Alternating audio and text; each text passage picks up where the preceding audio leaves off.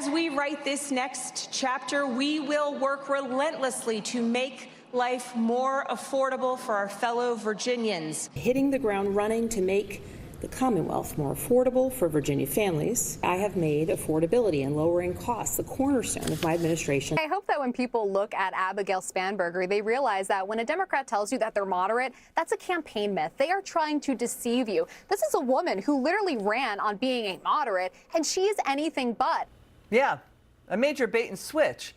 You just heard Democrat Virginia Governor Abigail Spanberger campaigning, saying in her inaugural address, she's going to make life affordable, more affordable for voters in Virginia. And then that was the Federalist, Breonna Lyman, slamming the governor and Virginia Democrats. Why? Because they're making life really unaffordable, raising taxes even more. We've got a new massive blitz of even more tax hikes on gym memberships, TV streaming services. What are they going to tax next? Oxygen? Joining us now from the America First Policy Institute, Ashley Hayek. Ashley, it's great to see you, but what do you make of this? The governor is now dodging reporters asking about all these tax hikes. How does this make life more affordable? Well, every time the governor opens her mouth, there's one thing that's certain, that she's going to lie to the people of Virginia. You know, under the previous governor, Governor Glenn Youngkin, Virginia balanced budgets. They had strong reserves. They funded priorities like education, and they still were able to return billions of dollars back to Virginia taxpayers. And right now there's a $3 billion surplus. So what Virginians are asking is, it's really a simple question. If we have billions of dollars in surplus revenue, why are the America Last liberal politicians pushing over 50 tax increase proposals in the legislature? And why does Governor Spanberger continue to lie to the people of Virginia about her agenda? You know, when you have a $3 billion surplus, that should mean relief for families, not a shopping spree for, you know, these liberal politicians. And that includes things like dog grooming, taxes on mental health services. They're even looking at a personal property tax of about 4%.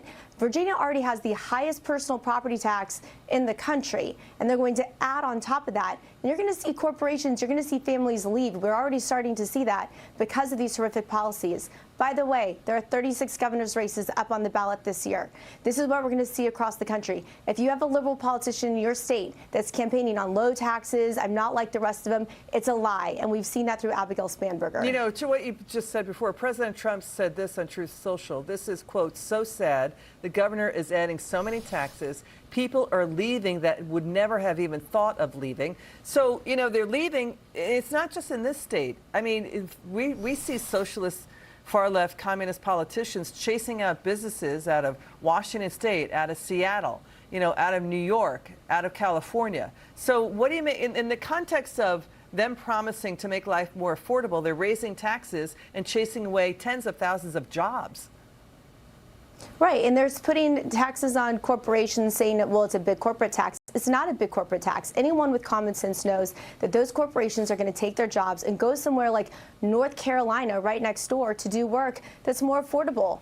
And the cost of living and the housing will be more affordable for the people there, too. So, I mean, we are seeing this is a woman who is tax and spend in Congress. It's no different as governor of Virginia. And when we go to the ballot this November, we have to remember, are these politicians making life easier for us, or are they going to tax us to death? Got it. Thank you, Ashley Hayek, so much. Now, please listen to this. Watch.